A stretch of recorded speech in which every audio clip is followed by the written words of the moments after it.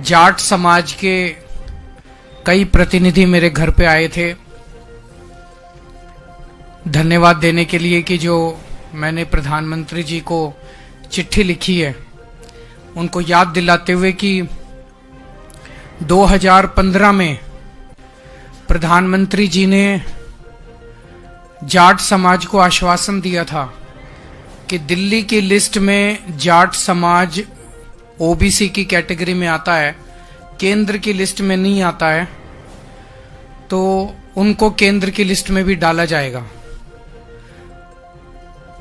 आज इस एक लाइन से आप सब इस इशू को बड़े आराम से समझ सकते हैं कि दिल्ली यूनिवर्सिटी में या दिल्ली यूनिवर्सिटी के किसी भी कॉलेज में राजस्थान के जाट समाज को रिजर्वेशन मिलता है, दिल्ली के जाट समाज को रिजर्वेशन नहीं मिलता।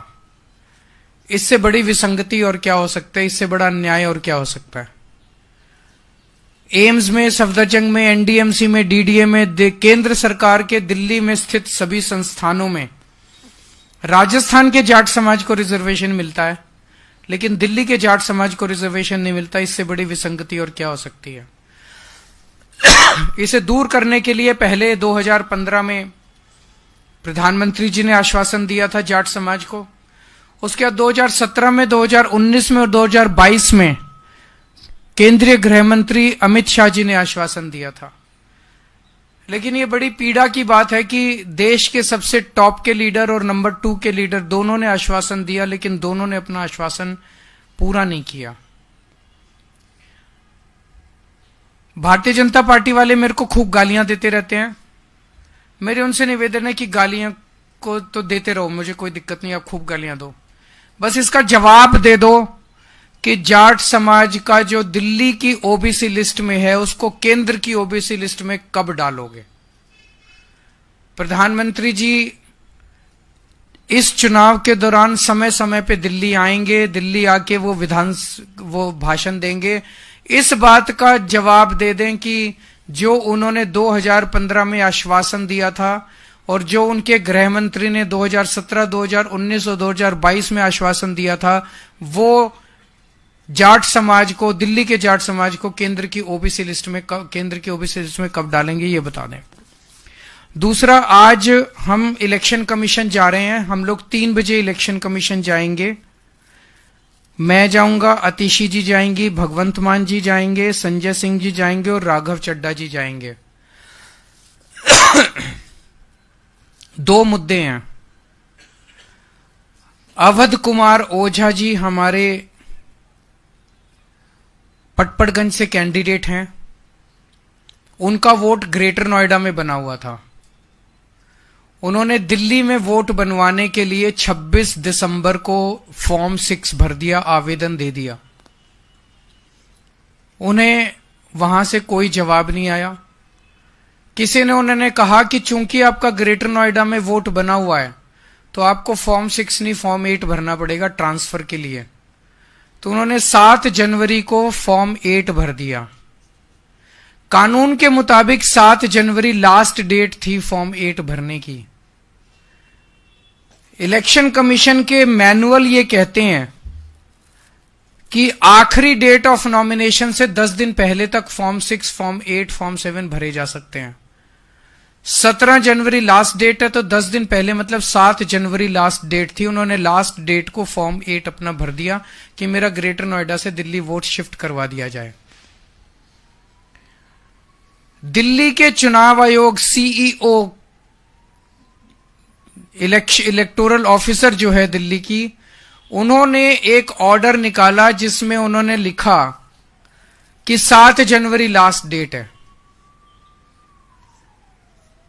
मिस्टीरियसली एक दिन बाद दोबारा ऑर्डर निकाला और उसमें कह दिया 6 जनवरी लास्ट डेट है। यह दूसरा ऑर्डर क्यों निकाला गया? यह कानून के खिलाफ है, इलेक्शन कमीशन की गाइडलाइंस के खिलाफ है, इलेक्शन कमीशन के मैनुअल के खिलाफ है। मैनुअल ये कहता है, गाइडलाइंस ये कहती है कि लास्ट डेट ऑफ नॉमिनेशन के 10 दिन पहले तक एक्सेप्ट किया जाएगा। 10 दिन पहले होते हैं 7 जनवरी। 7 जनवरी लास्ट डेट होनी चाहिए थी। चीफ इलेक्टोरल ऑफिसर ने भी ऑर्डर निकाला था 7 जनवरी लास्ट डेट होगी। फिर अचानक से ऐसा प्रतीत होता है कि पीठ पीछे कुछ हुआ है। फिर अचानक से ये ऑर्डर आ जाता है कि 7 जनवरी नहीं 6 जनवरी लास्ट डेट मानी जाएगी। 24 घंटे के अंदर ऑर्डर पलट दिया जाता है। तो क्या इसे अवध ओझा को डिबार करने के लिए जानबूझ के ये ऑर्डर निकाला गया है? इसके बावजूद भी इलेक्शन कमीशन का मैनुअल है, वो ये कहता है कि अगर कोई एप्लीकेशन फॉर्म 8 की ट्रांसफर ऑफ वोट की लास्ट डेट के बाद भी आती है तो इलेक्शन कमीशन उसको गौर कर सकता है और स्पेशल सर्कमस्टांसेस में। हमारा तो एक कैंडिडेट के कैंडिडेचर का सवाल है, वो कैंडिडेट पटपड़गंज से चुनाव लड़ पाएगा कि नहीं लड़ पाए, इसी पे, और कोई गड़बड़ नहीं है। ग्रेटर नोएडा से इधर शिफ्ट होना है। तो आज हम चीफ इलेक्शन कमीशन से मिलेंगे और उनसे ये निवेदन करेंगे कि अवध ओझा का ट्रांसफर करवाया जाए ताकि वो अपना चुनाव नॉमिनेशन पेपर्स फाइल कर सके।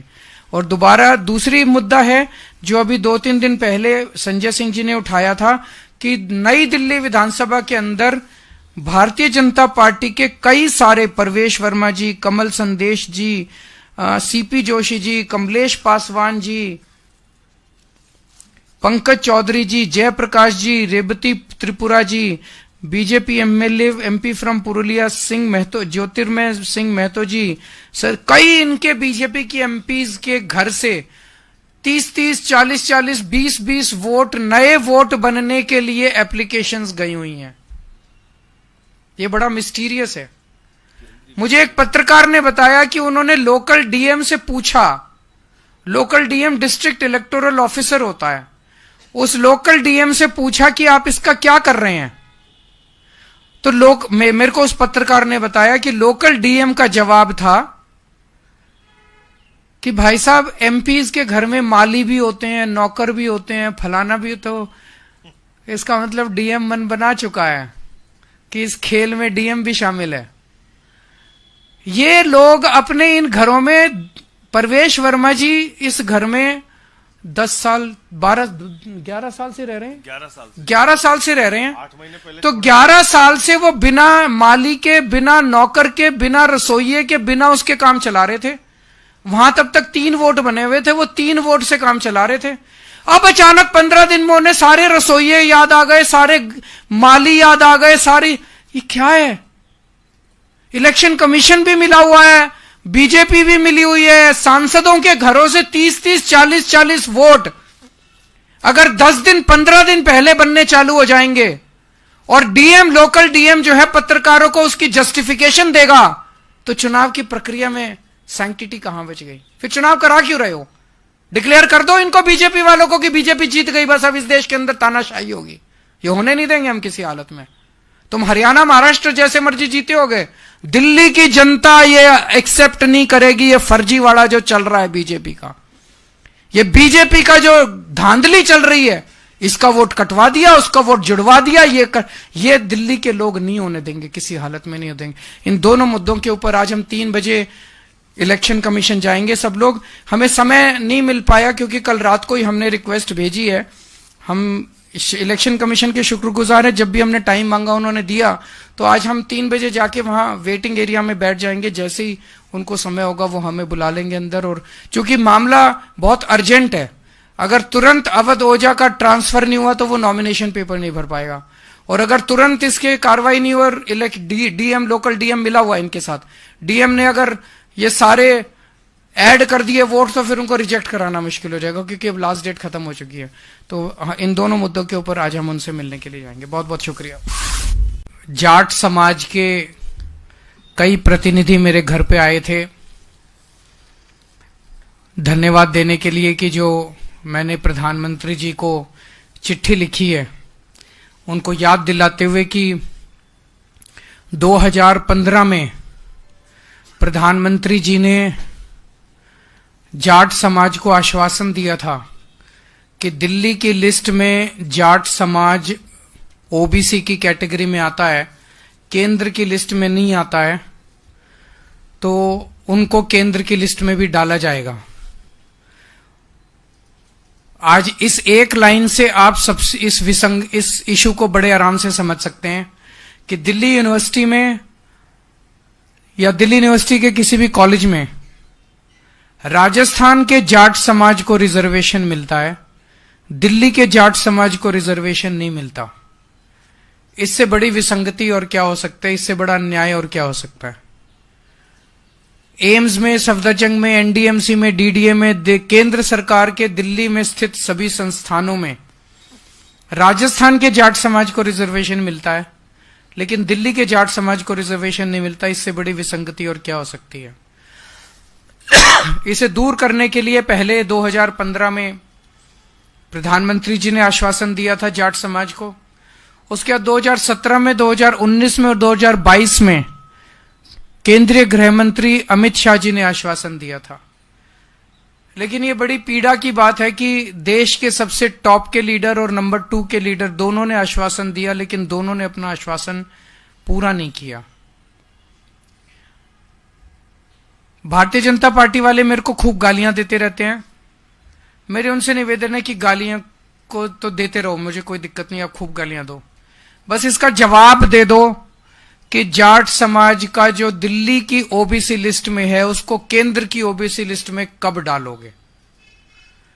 प्रधानमंत्री जी इस चुनाव के दौरान समय समय पे दिल्ली आएंगे, दिल्ली आके वो भाषण देंगे।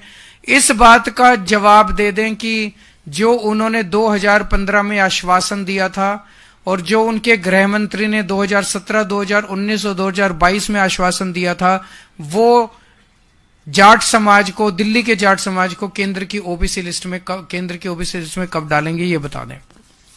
दूसरा, आज हम इलेक्शन कमीशन जा रहे हैं। हम लोग 3 बजे इलेक्शन कमीशन जाएंगे। मैं जाऊंगा, अतिशी जी जाएंगी, भगवंत मान जी जाएंगे, संजय सिंह जी जाएंगे और राघव चड्ढा जी जाएंगे। 2 मुद्दे हैं। अवध कुमार ओझा जी हमारे पटपड़गंज से कैंडिडेट हैं। उनका वोट ग्रेटर नोएडा में बना हुआ था। उन्होंने दिल्ली में वोट बनवाने के लिए 26 दिसंबर को फॉर्म 6 भर दिया, आवेदन दे दिया। उन्हें वहां से कोई जवाब नहीं आया। किसी ने उन्होंने कहा कि चूंकि आपका ग्रेटर नोएडा में वोट बना हुआ है तो आपको फॉर्म 6 नहीं फॉर्म 8 भरना पड़ेगा ट्रांसफर के लिए। तो उन्होंने 7 जनवरी को फॉर्म 8 भर दिया। कानून के मुताबिक 7 जनवरी लास्ट डेट थी फॉर्म 8 भरने की। इलेक्शन कमीशन के मैनुअल ये कहते हैं कि आखिरी डेट ऑफ नॉमिनेशन से 10 दिन पहले तक फॉर्म 6, फॉर्म 8, फॉर्म 7 भरे जा सकते हैं। 17 जनवरी लास्ट डेट है तो 10 दिन पहले मतलब 7 जनवरी लास्ट डेट थी। उन्होंने लास्ट डेट को फॉर्म 8 अपना भर दिया कि मेरा ग्रेटर नोएडा